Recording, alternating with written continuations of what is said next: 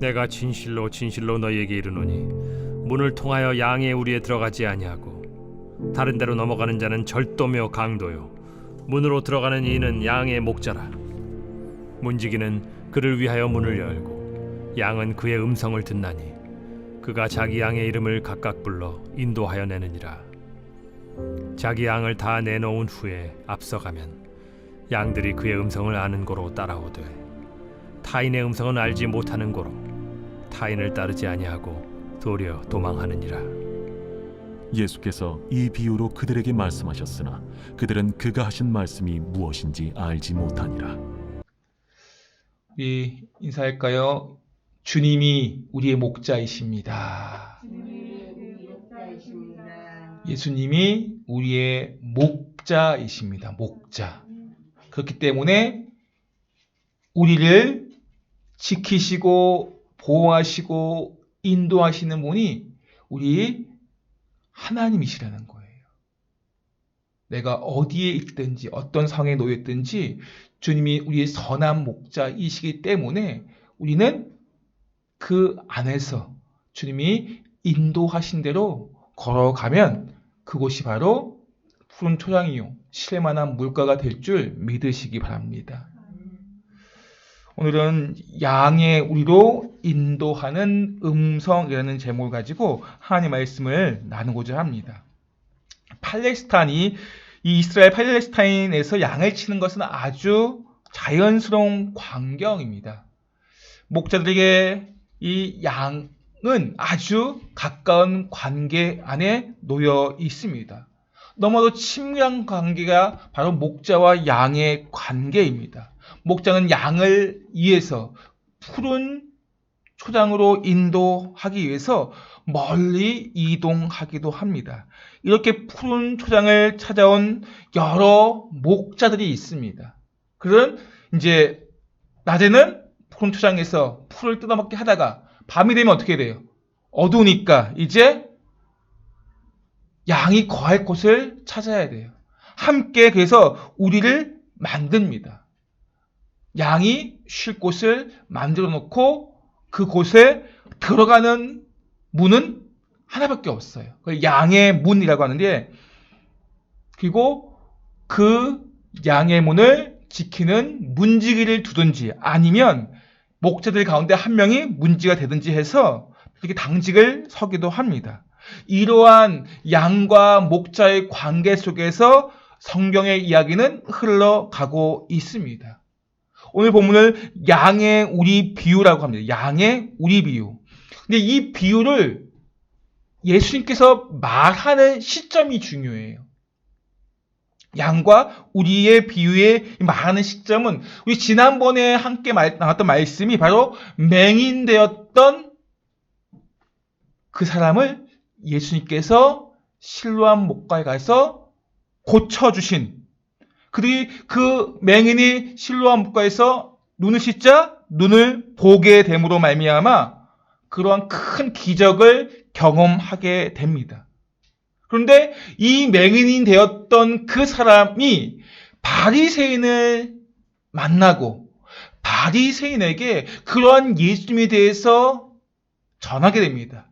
이 예수님이 혹시 메시아가 아닌가?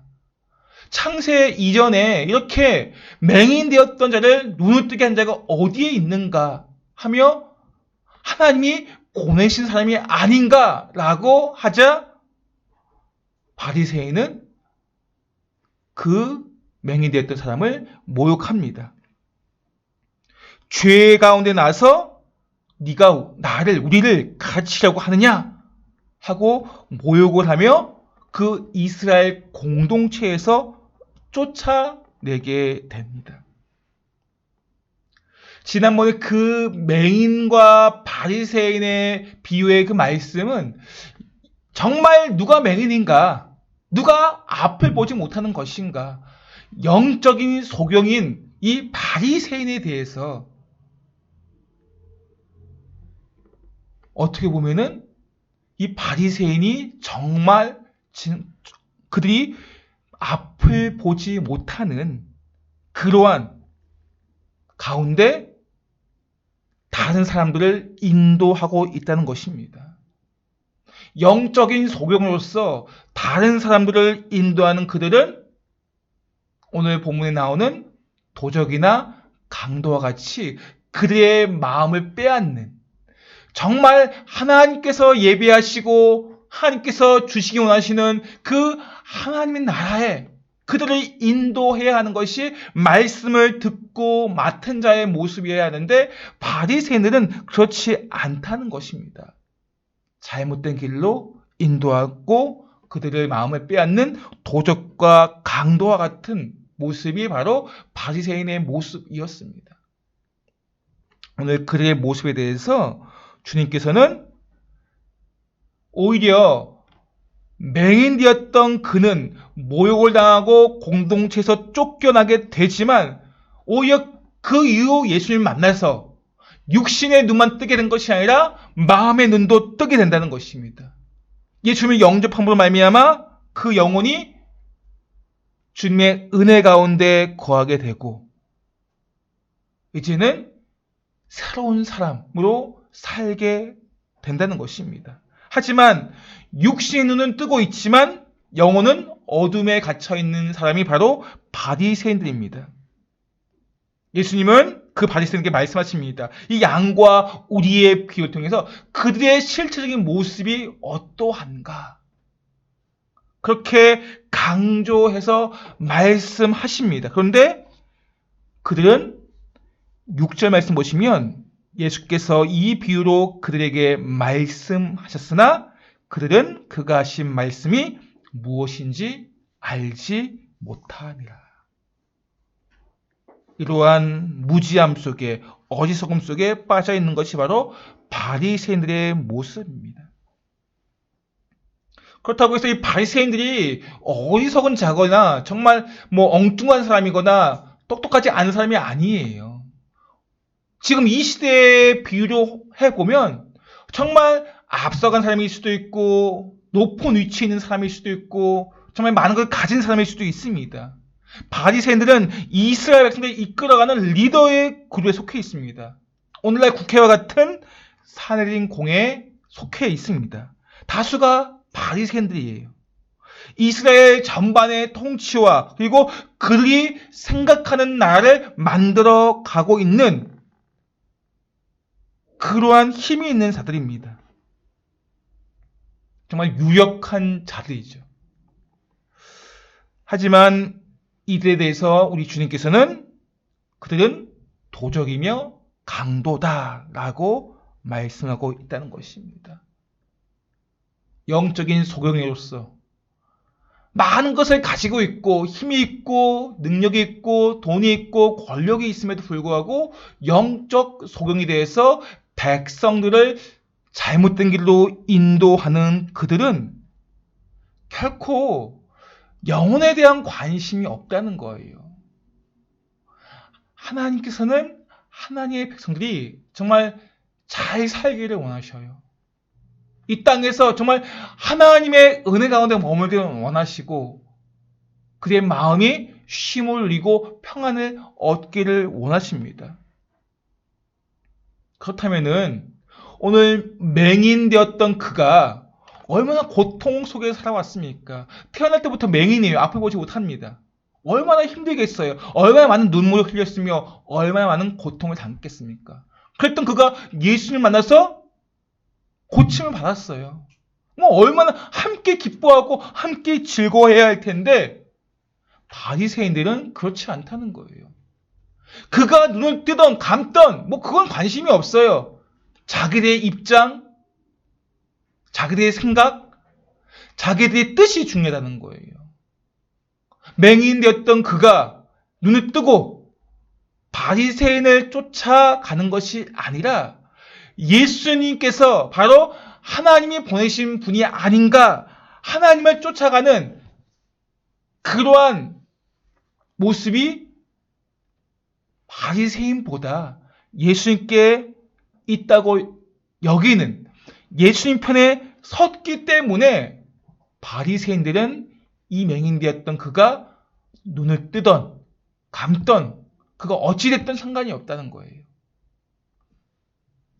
바리새인들은 이스라엘 백성들의 그 삶이 양의 우리 하나님 나라에 들어가는 거기에 관심이 있는 것이 아닙니다. 앞에서도 말씀드렸듯이 늘 그들의 마음을 빼앗아 자기들의 뜻을 이루기 원하는, 자기들의 나라를 만들기 원하는 그런 모습으로 가득 차 있다는 것입니다. 그것이 1절 말씀에 기록되어 있습니다. 내가 진실로 진실로 너희에게 이르노니 문을 통하여 양의 우리에 들어가지 아니하고 다른 데로 넘어가는 자는 절도며 강도요. 분명히 양의 우리에 들어가는 문은 하나예요. 구원의 문도 하나예요. 예수 그리스도밖에 없습니다. 양의 우리에 들어가는 문도 하나입니다. 그런데 강도하고 절도한 자는 어떻게 해요? 문으로 들어가는 것이 아니라 담을 넘어 들어간다는 거예요. 그건 목자가 아니죠. 구원의 문인 예수 그리스도를 통해서가 아닌 다른 문을 향해 들어갈 수 있다고 말하는 그들은 절도며 강도자입니다. 지금 바리새인들이 그러한 모습으로 지금 살아가고 있다는 거예요. 백성들을 자기들의 신념, 계명을 지키는 거 참 중요하죠. 그러나 그 율법 지키는 것을 말미암아 사람의 마음을 해하는, 영혼을 깨트리는 그러한 모습을 가진 것이 바로 바리새인들의 모습입니다. 오히려 백성들이 하나님의 말씀 안에 들어가는 것을 방해하는 것이 바리새인들이었습니다. 이러한 모습이, 바리새인들의 이 모습이 그들에게만 있는 것이 아닙니다. 우리들의 삶의 주변에도 많이 있다는 것입니다. 이단뿐만이 아니에요. 교회에 열심히 다닌다고 하는 사람들 가운데에도 진리의 말씀인 이 예수님의 말씀을 자기들의 논쟁의 장으로 만들어가고 결국에는 예수님을 바라보는 것이나 말씀을 바라보는 것이 아니라 자기의 뜻을 관철시키는 것을 더 중요하게 여기는 그러한 사람들이 있다는 것입니다. 그러한 사람들을 말미암아 상처를 받고 교회를 떠나는 사람들이 있다는 것입니다. 교회 안에도 교회 밖에도 이처럼 진리이신 예수님을 구원의 문으로 인도하지 못하는, 그 문을 들어가야 되는데 예수님을 따라가지 못하는 방해하는 무리들이 주변에도 있다는 것입니다. 얼마나 많은지 몰라요. 오늘도 교회 우편함에 보니까 편지가 하나 들어왔어요. 신천지에서 보낸 거예요. 신천지. 부천 지역은 바돌롬의 지파 같아요. 바돌롬의 지파가 담당인 것 같습니다. 그 편지가 종종 옵니다. 이단만이 아니라 이렇게 계속해서 많은 이단들이 또 교회 안에서 자기들의 주장을 하기 위해서 예수님께 나아가야 되는데, 말씀으로 안으로 들어가야 되는데 그것을 방해하고 있는 무리들이 우리 주변에 배회하고 있다는 거예요.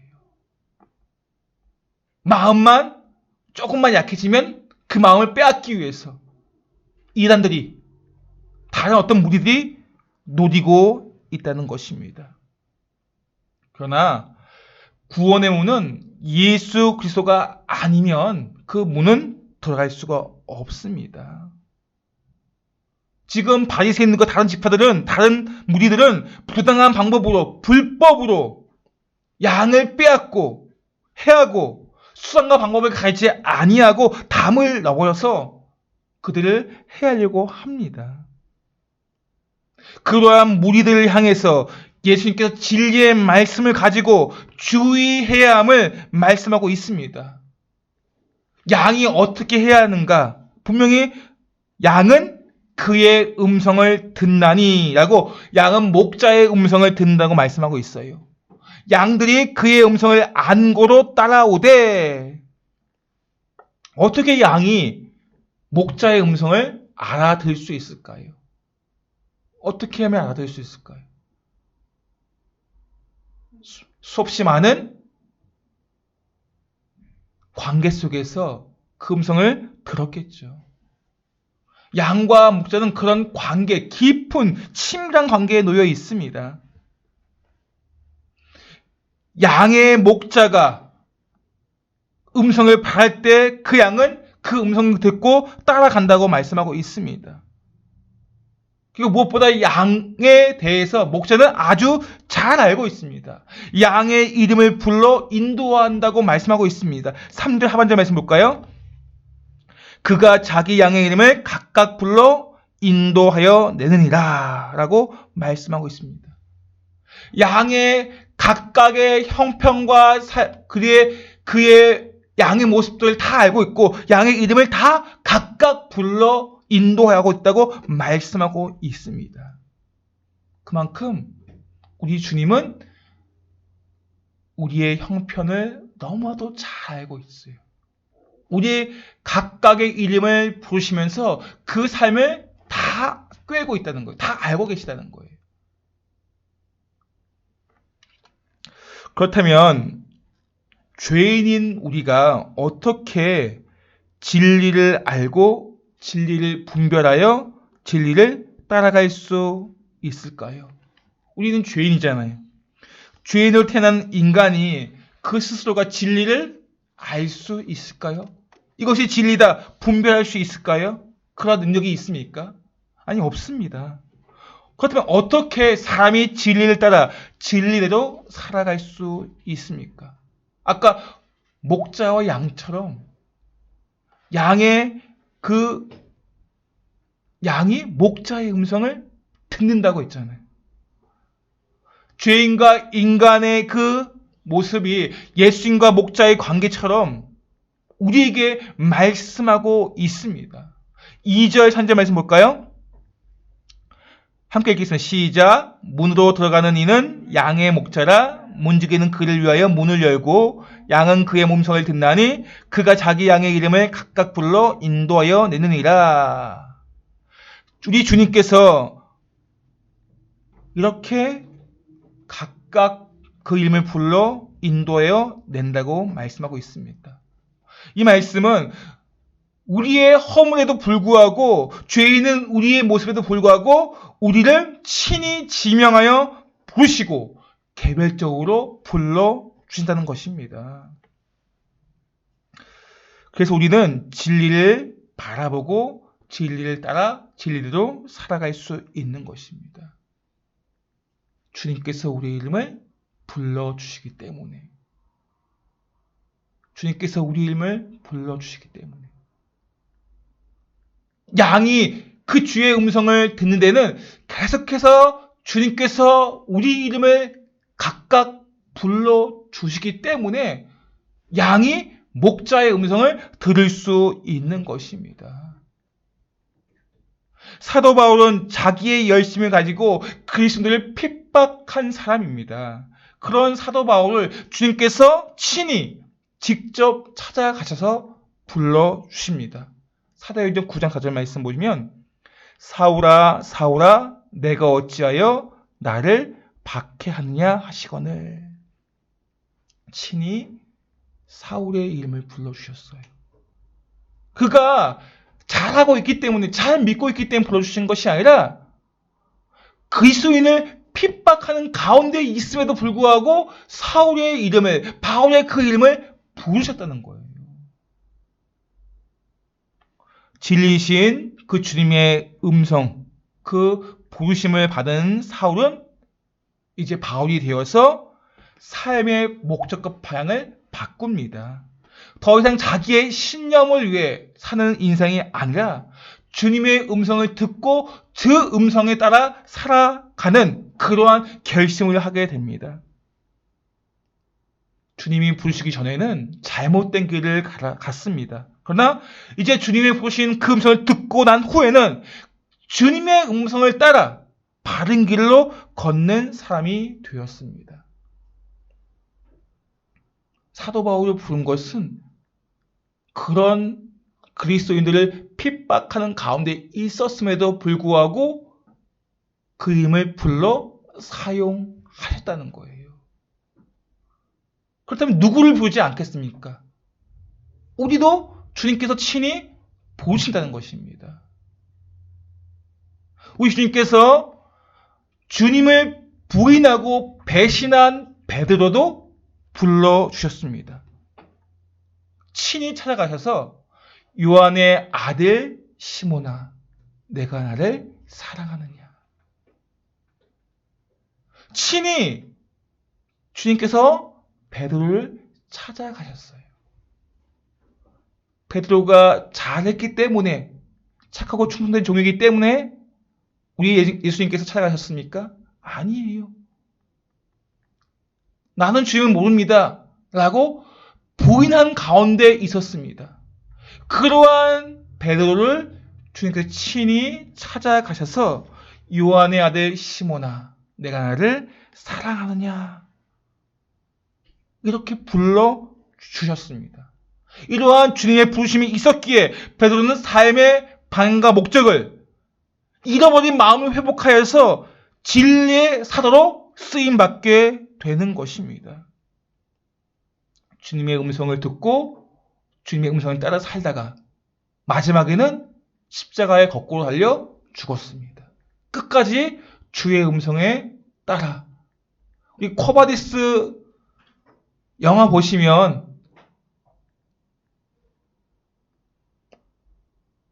보셨죠? 코바디스 영화. 코바디스 영화 보시면 베드로가 핍박받는 그 곳을 피해서 떠나가잖아요. 다른 곳으로. 근데 예수님을 도중에 만납니다. 그리고 예수님께서 그 핍박받는 곳으로 가시잖아요.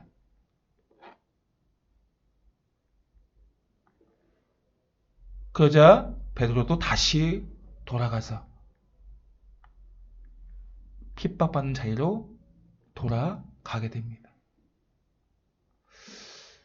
주의 음성을 듣고 그 자리가 어디든지 가는 그러한 삶으로 바뀌어졌어요. 주님을 부인하고 주님을 배신했던 베드로가 이제 주님이 보시며 주님이 보시는 그곳으로 가는 베드로로 바뀌어졌다는 것입니다. 열등감과 분노가 가득한 삭개오, 그도 주님의 부르심을 통해서 삶이 바뀌어지지 않습니까? 키가 작은 삭개오이기 때문에 늘 안에 분노가 있었습니다. 많은 멸시를 받았기 때문에, 외면을 받았기 때문에. 그러한 삭개오를 직접 주님께서 부르십니다. 삭개오야, 오늘 내가 내 집에 머물러야겠다. 이러한 주님의 그 이름의 부르심 앞에 삭개오는 이제 주님 뜻대로 살기로 결정을 합니다. 자신의 재산의 절반을 가난한 자들 위해서 주고, 자신이 누군가의 돈을 빼앗은 것이 있다면 4배나 갚겠다고 결정합니다. 주의 음성을 쫓아 살겠다고 결단한 것입니다. 이외에도 많은 신앙의 선배들이, 신앙의 사람들이 주님의 보심에 순종하여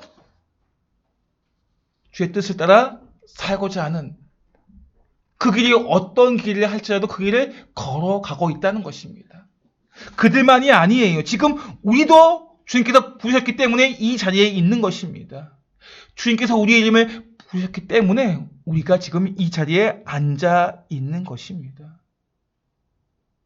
사람들마다 교회에 찾아오는 과정은 조금씩 다릅니다.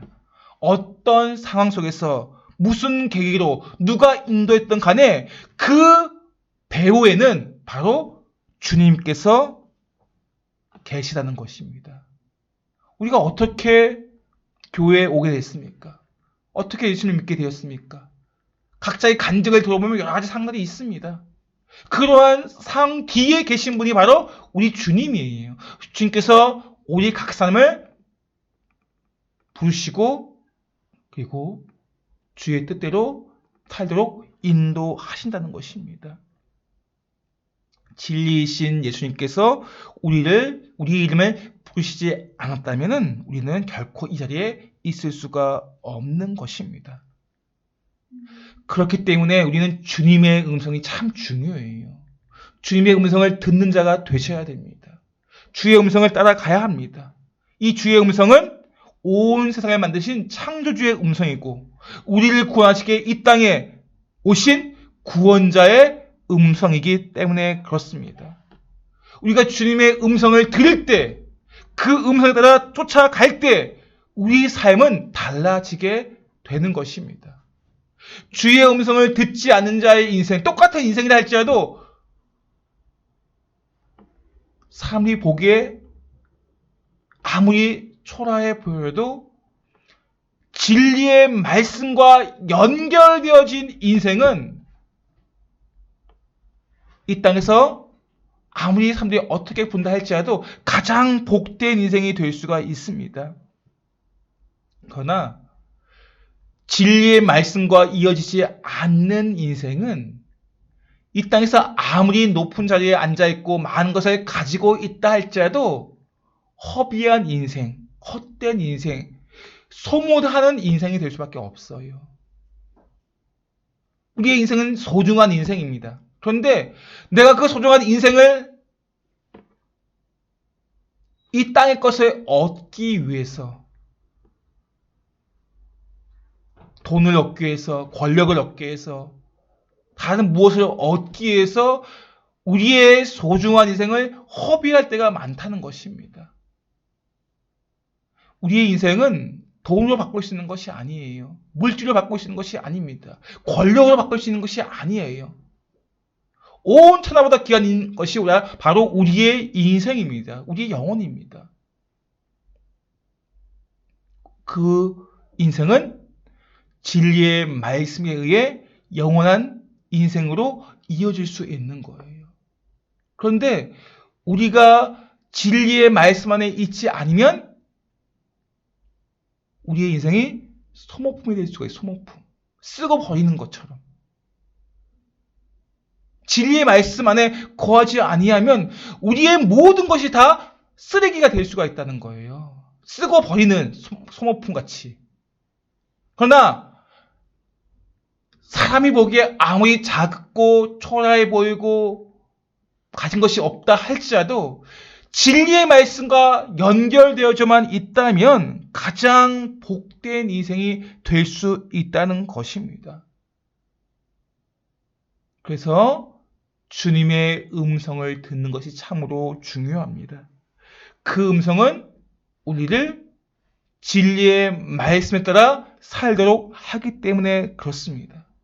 예수님께서는 우리의 삶을 영원한 삶으로 인도하시는 하나님의 음성이십니다. 우리의 인생을 새로운 사람으로, 새로운 삶을 살도록 하시는 것이 바로 예수님의 음성입니다.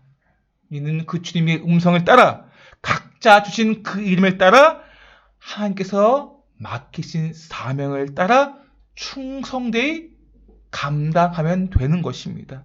오늘 이 말씀을 우리를 보시는 주님의 그 진리의 말씀을 우리 마음에 새기면서 영원한 평강의 삶을 누리시는 그러한 은혜가 우리 모두에게 있기를 예수님 이름으로 축복합니다.